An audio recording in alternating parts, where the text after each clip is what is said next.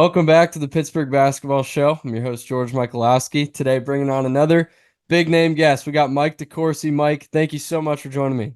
Oh, George, it's my pleasure. So, Mike, you've covered Pitt, you've covered Duquesne, you've covered basketball on a national stage. You can find Mike's work if you guys are, blind to what he's doing on a big stage. You can find his work over at the Sporting News. But Mike, you've covered Pitt, you've covered Duquesne for the Pittsburgh Press back in the 80s, the 90s.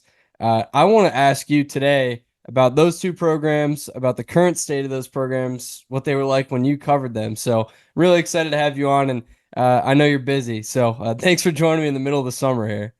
Oh, I'm delighted to do it, George. It's really nice to be back in Pittsburgh. I've been gone for 32 years. My wife and I moved back to the city, to the area, I guess, in April, right after the Final Four. The plane was like waiting for me, and the moving van was waiting for me when I got off the plane. And we hustled on over here to the North Hills area, and we're very excited to be back. So it's an honor to get a chance to join you. Awesome, man. Awesome, man. That sounds great. Congratulations on moving back. Welcome back. So I cover Pitt, Duquesne, and Robert Morris right now for PSN. You covered Pitt and Duquesne, like I said, 1983 to 1992. What was the college basketball scene in Pittsburgh like when you were on the beat? Well, when I started on Duquesne was not that far removed from what would be the golden era, which probably ended in the mid 70s. And then they had the Norm Nixon team that got to the tournament in 77. So we weren't that far removed. I spent 2 years on the Dukes beat, 1987, 88, and 88, 89. And it was considered to be disappointing during those 2 years. They were recruiting some really fine local players like Frank Dobbs, Colin Dobbs, and Brian Shanahan, players like that, Tony Petrarca. They brought Clayton Adams over from Philadelphia, and it just never quite got all the way there to being successful. And there was a lot going on behind the scenes, and it ultimately ended up my final year. I had to cover a coaching search that brought in John Carroll, and I thought I'd left by the time. By the time they made a change with John, I'd left the city, but I thought that he did a really nice job building that program up, and I think that his performance was completely misjudged by the AD at the time, and they really missed an opportunity there to continue moving forward. They built to a very good fourth season team, then had a slip back as they tried to build forward again, and that was the end for John, and that was a big mistake. And I thought that set them back decades, really, in a lot of ways. And so I was really excited when they hired Keith Dambrot. I think it was around 2017 when they did that. And Keith is a tremendous coach and really pushed the program forward through some difficult times. And the culmination with the A10 championship and the NCAA tournament win was honestly moving. It was because I have a lot of friends who have gone to Duquesne, and the people that I covered at the time, like Brian, I still have a little bit of contact with, and I was really happy for them. It was really cool to see. So it'll be interesting to see what Drew Joyce does with them in the future. And when I was covering Pitt, that was right after the Charles Smith, Jerome Lane sequence, and I covered basically the entirety of the careers of the big freshman class with Brian Shorter, Bobby Martin, Jason Matthews, Darrell Porter, and Sean Miller. And I'll tell you what, that team ended up making the tournament most of its years, except the year that Sean got hurt. They had a disappointing season. I covered that team.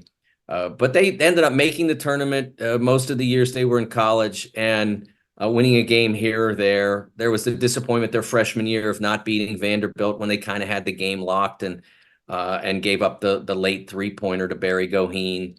But I'll tell you what, in the years since, what I've watched happen is this is what having a college basketball program kind of should be about, which is like those guys are the finest representatives you could have for a university. Sean having great success as a Division I head coach, Jason in the real estate business. I've been in contact with pretty much all of them. Darrell doing great things with O&M now. And I got the chance last spring, 23, when the Panthers were in the NCAA tournament in Winston-Salem, and I went to that sub-regional just by happenstance. It turned out that it was like a Pittsburgh reunion with Calipari and Kentucky Right. and Pitt and Sean with Xavier. It was amazing to have all the Pittsburgh in that building. And I talked to Jason and Darrell about what it would be like in the second round to root against, or would they root against, their former teammate, a guy that they still refer to as a brother.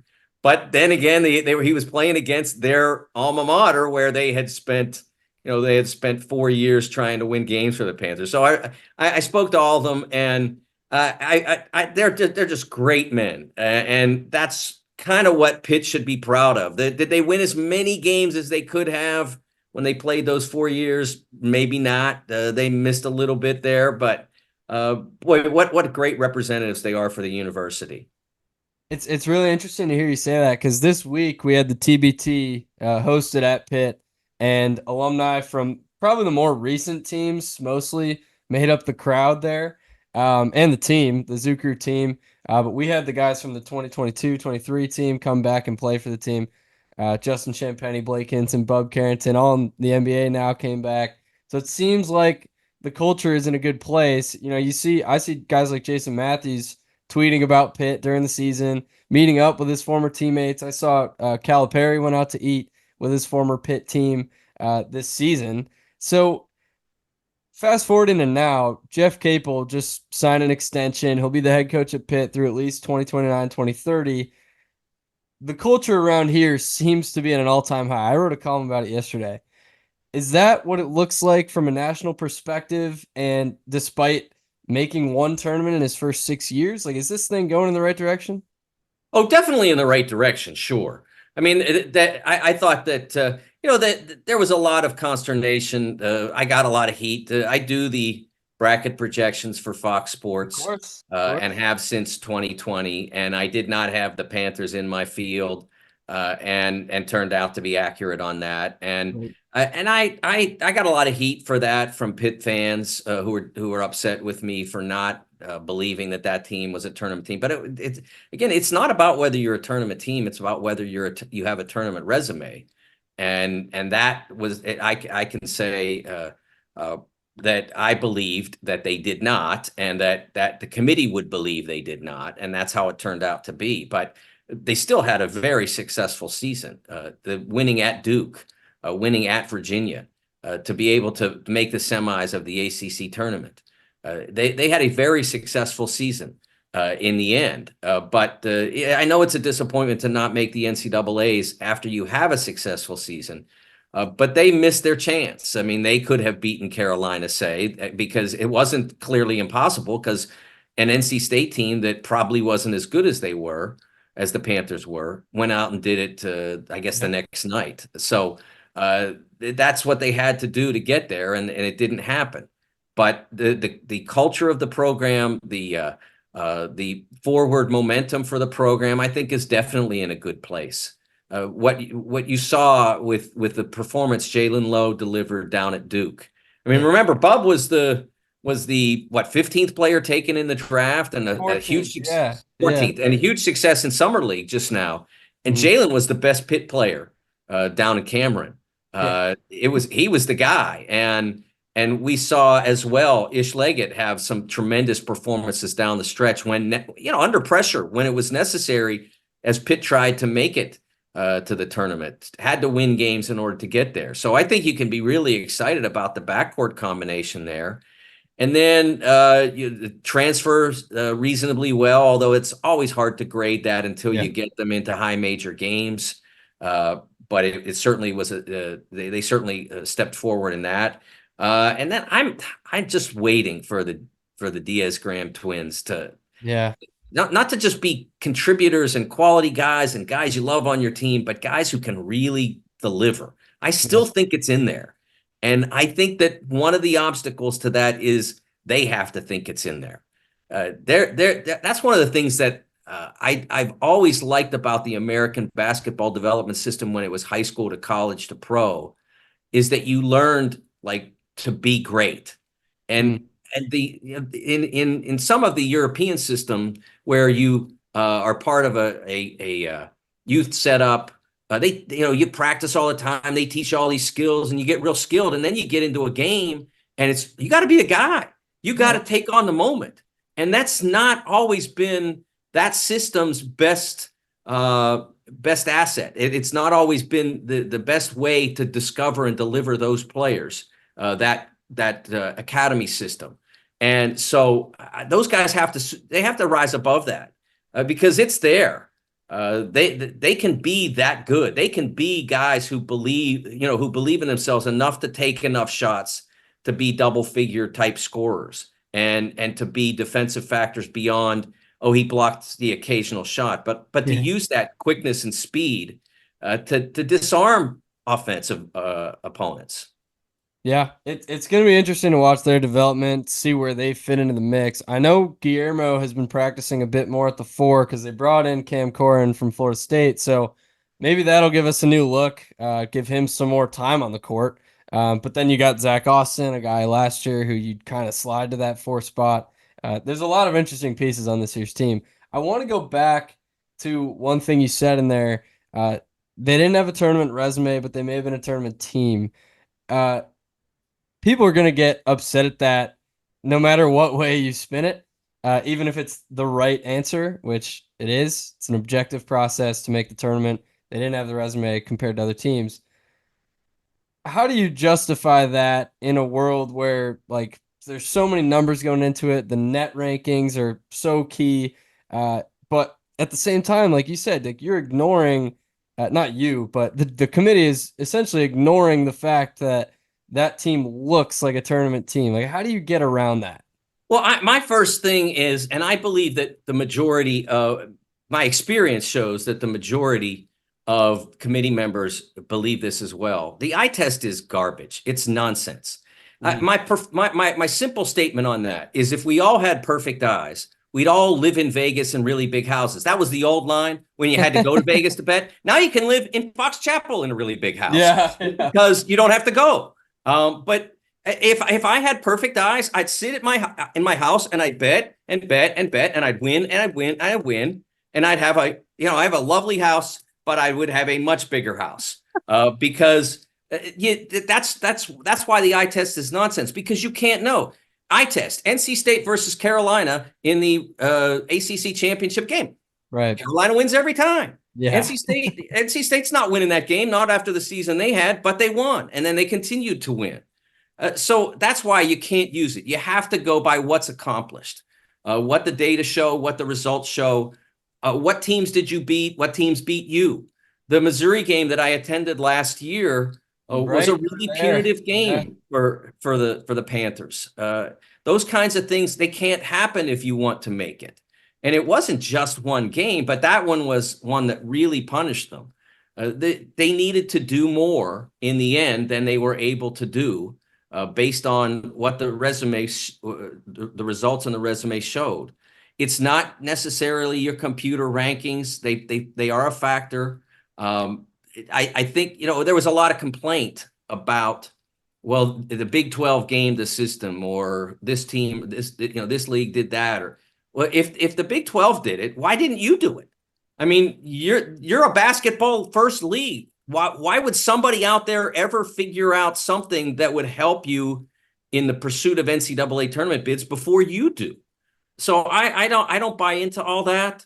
I do think that the Big 12 schedules did kind of they sort of allowed certain teams to carry them. Kansas played an impossibly difficult schedule and succeeded against it. A lot of teams in that league played fairly soft schedules and were able to get away with it. It's one of the reasons I've never been in favor of a performance/predictive metric as the core of the NCAA tournament selection system. I'm a believer in the results metric. For instance, the metric that is the ESPN's strength of record. That is a terrific metric for what you've accomplished. It has been really reliable in terms of showing you teams that have gotten a lot done. That's a metric that I believe in, but you can't count on one, because I can show you outliers in that one, or Right. KPI.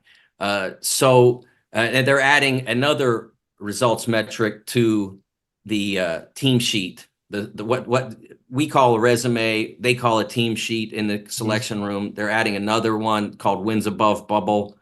So there'll be 3 performance metrics and 3 results metrics on the team sheets from now on, and that'll balance it out a little bit, so people won't think it's only one number that gets you in. Very interesting. Yeah, I saw they added Bart Torvik's metric as well. So yesterday we had scheduling news in the ACC. Clemson and SMU came out with their non-conference schedules, and they look a little different than Pitt's. Clemson, 2, maybe 3 high major opponents. They got Kentucky, South Carolina, and then the potential of meeting up with Penn State in that Sunshine Slam MTE. SMU has 3 high majors: Butler on the road, Mississippi State at home, and LSU at home. Pitt has 4 right now on the schedule. It's not out yet, but we've pieced together with some reports. They've got 4 high majors on the schedule right now, maybe 5. They've got West Virginia, LSU, Mississippi State, and Ohio State. And then at the Greenbrier, if they win, it'll be Wisconsin or UCF. Either way, it'll be Wisconsin or UCF. Who has the right idea here? Do you want to schedule 2 or 3 high majors? Do you want to schedule 4, 5, 6? Like, you said Kansas had a loaded schedule, but they're Kansas. It seems like even if they lost some of those games, they could be fine because they're Kansas. Is Pitt doing the right thing? I think it's somewhat depends on what you expect your team to be. Can you handle it? Don't give your team a schedule it can't handle. You're just asking to fail.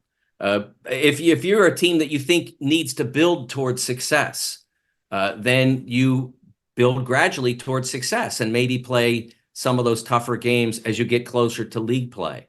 If you're a team that you think needs to be at home to be successful early, you do that if you can.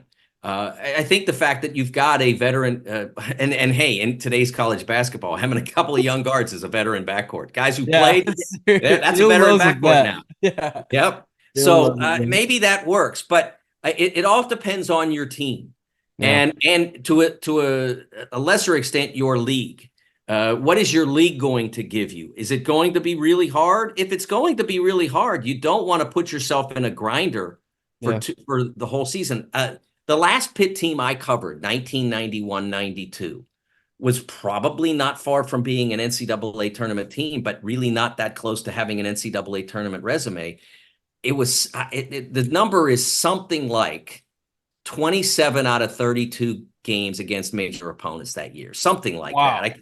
It was ridiculous. Yeah, and it just kind of happened that way because they made the Final Four of the NIT that year, the preseason NIT in those days. You'd play 2 guaranteed games. You got 2 games if you were in it. This was before the proliferation of MTEs.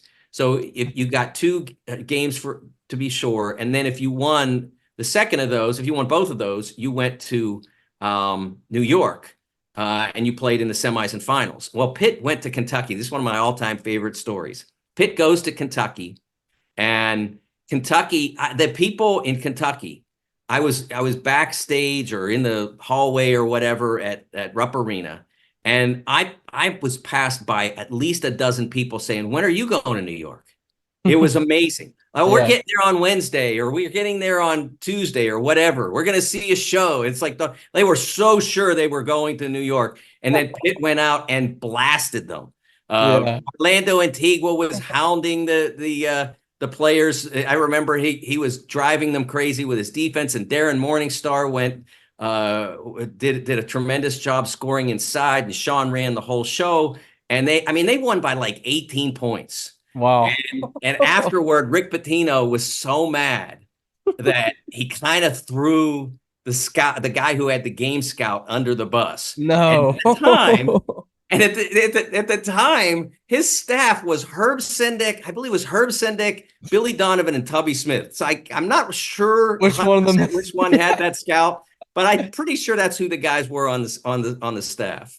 Oh my gosh. Yeah, that's a loaded staff. If you guys don't know who those coaches are, look them up because all legends of the game.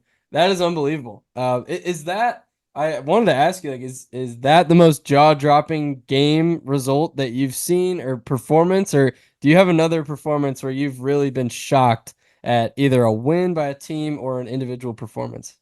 Yeah, that was probably the one. Well, but there was another in the NCAA tournament in 1991. Pitt was playing against Georgia in Louisville, and the Pitt was a 6 seed, I think, and Georgia was the 11, if I remember correctly. And Georgia played really well. Pitt didn't play great, and Paul Evans put in a young man named Tim Glover, who was a great stationary shooter and not much else. And he busted 4 3-pointers in that game. And then Jason Matthews hit the game winner with about 10 seconds left or something like that. And they ended up winning the game against Georgia. And that Glover performance was, no one saw that coming. I mean, if he was in an empty gym or if he was like in a shooting drill, yeah, you'd have seen that coming. But he had not played that much that year, and it was kind of a last chance kind of deal. And he busted 4 threes on the Wow. NCAA tournament stage, and Pitt went on to the second round where Kansas and Roy Williams took him out.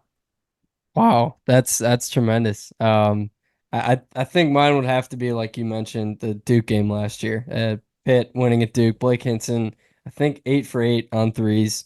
Jalen Lowe hitting a big three with 45 seconds left over Filipowski. Like unbelievable atmosphere, everything. Mike, thank you so much for joining me today. I want to wrap up with an easy question, at least a quick question. I don't know if it'll be an easy answer. What's your favorite atmosphere in college basketball to take in a game at? Well, I tell people all the time, if they get the chance, either their team goes there or they just want to see the best that college basketball can be, to go to Allen Fieldhouse Okay. for a game Fog. and see Kansas play. I was there this is a true story. I was there in 2011, I believe it was.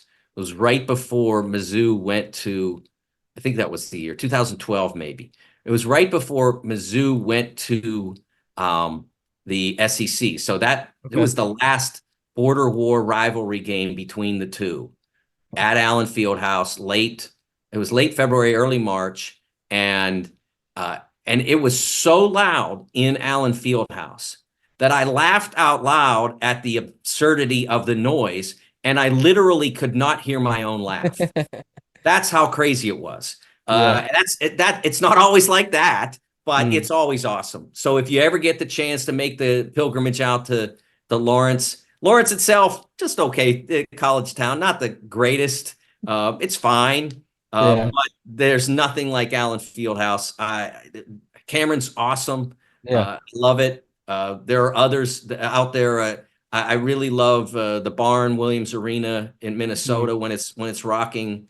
Hecked, whatever they call it. I think it's Alaska Airlines Arena now at Washington is underrated. As you know, as the old gyms go. Of course, the Palestra across the state Yeah. is a phenomenal experience for the right game. But there's nothing like Allen. It's good to know, man. Maybe Pitt will schedule a non-conference game at Kansas, hopefully, in the next few years. Big 12 ACC challenge, something like that. There you go. You never know. But thank you so much, Mike. I'll let you go. I know you got a busy week ahead. But really appreciate you. Everyone, you know where to find him. TSN Mike. Read his columns on the Sporting News. Check him out on Fox Sports Bracketology, Big Ten Network during the season. Mike, thank you so much. George, my pleasure. Thanks for having me. Of course.